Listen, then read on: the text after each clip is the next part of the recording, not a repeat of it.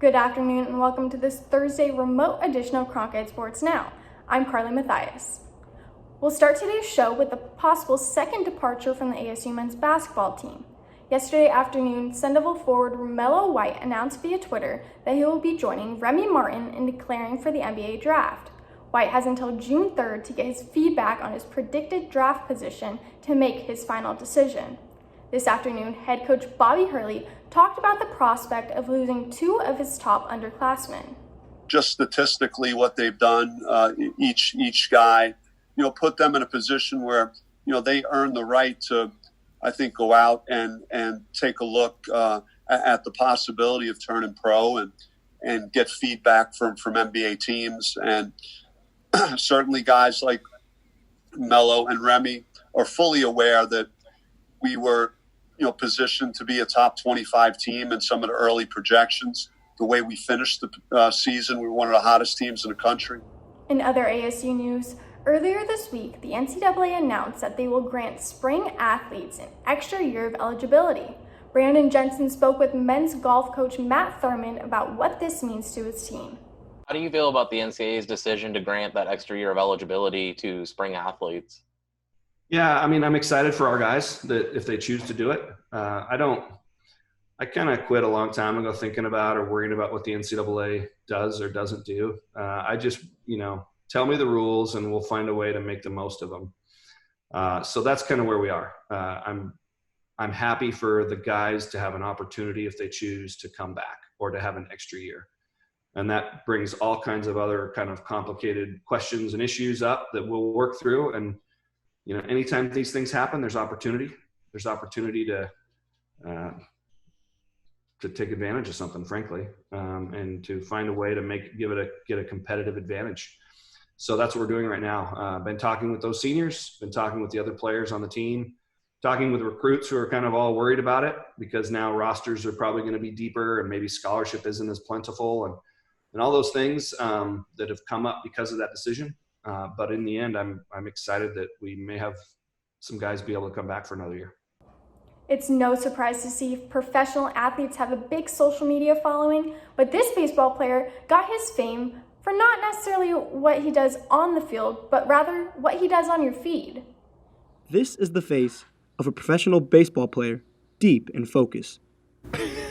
My focus. Okay, well, maybe not that deep. He's not even watching game film, or anything to do with baseball for that matter.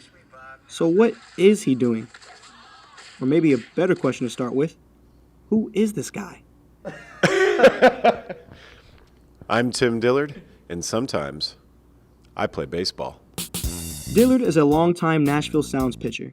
He received a spring training invite from the Texas Rangers in December of 2019. But when he wasn't on the field for the Rangers, he was plenty busy with his other profession. Once I have the clip, then I can airdrop it to this thing, hook it up to this tiny speaker that I got at Walmart for $4 because it was clearance, because it was dented, scraped. That's where our audio comes out of, and then we just act it out and rehearse it like a play. Dillard is somewhat of a social media sensation.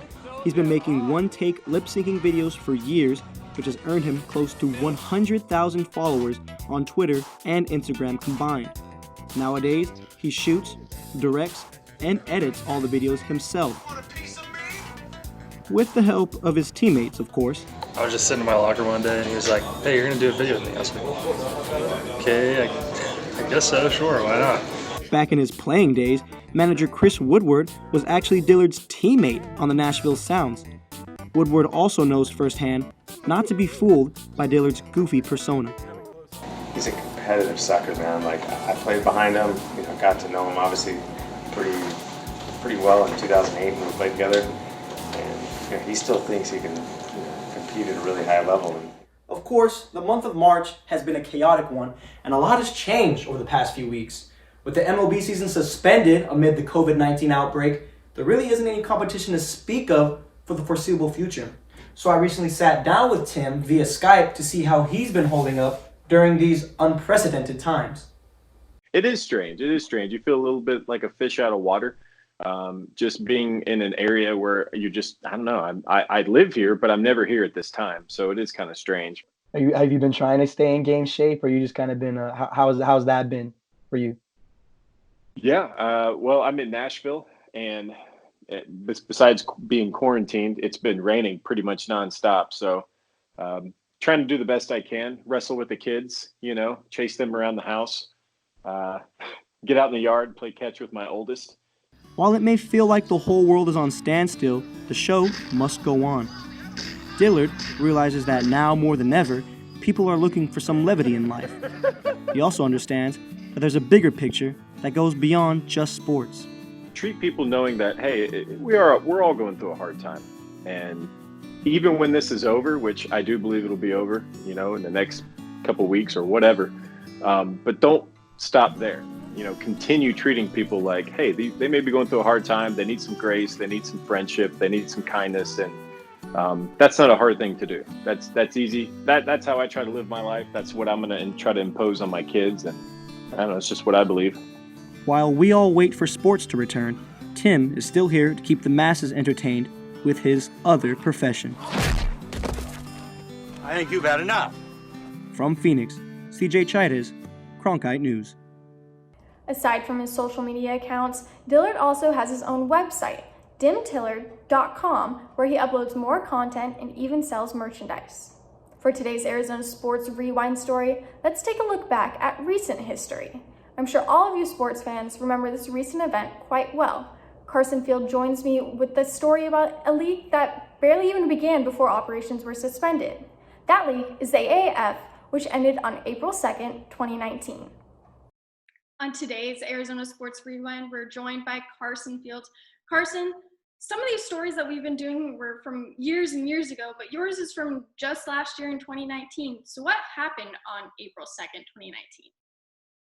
Thanks for having me, Karli. But that day was when the Alliance of American Football and the Arizona Hotshots shut down their operations indefinitely, and that ultimately was the last day of the league's existence. And that meant hundreds of players throughout the league were without jobs, and they were required to find new homes, whether that be the CFL or other football leagues.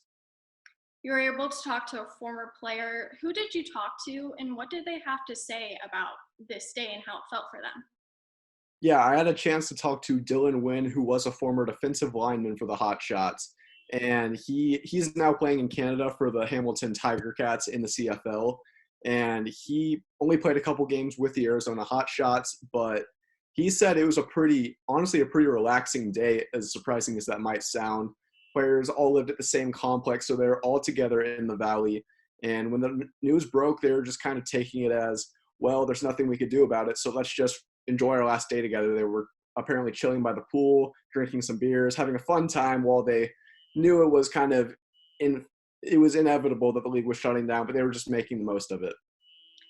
So with the information that you were able to gather on this situation and how everything went down, why do you think the AAF ended so suddenly, and what do you think went into that? I think a lot of it had to do with the financial situation. I mean, the stadiums weren't all that full for any of the AAF games, especially the ones at Sun Devil Stadium for the Hotshots. That didn't do it any favors, and the league didn't have all that much money put into it from the start. So the combination of low attendance, low advertising, it really wasn't marketed probably as well as it should have been for a new football league in the spring. I think they probably could have done a little bit better of a job with that. So those things all kind of combined for that kind of struggling financial situation. All right, thank you so much for joining us today, Carson. You can read his story on cronkitenews.azpbs.org, and you can also follow Sports Cronkite on Twitter and get caught up with all that information, and keep on following us all the rest of the month for Arizona Sports Rewind stories. Thanks, Carson. Thank you.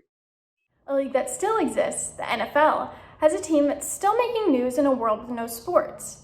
The New England Patriots team plane is being used to transport more than 1 million masks from China to the United States to help combat COVID-19. Patriots owner Robert Kraft paid $2 million for the masks. The plane is scheduled to arrive this afternoon. And while all of us have been forced to stay inside, I'll bet many of us have been watching some of our favorite sports movies.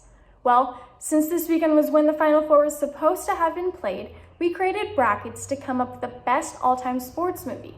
Go to our Cronkite Sports Twitter page to check out the action. And tonight is the night, don't forget. Arizona Governor Doug Ducey will be in a virtual town hall meeting to answer your questions regarding the COVID-19 pandemic.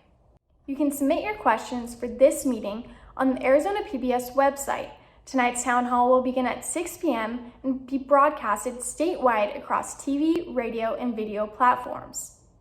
Well, that will do it for today's episode. For the top Arizona sports stories from around the valley, visit the Cronkite Sports tab on arizonasports.com. And as always, for the top news stories, head over to our website at cronkitenews.acpbs.org. Thank you all for joining us. Stay safe and have a great rest of your Thursday.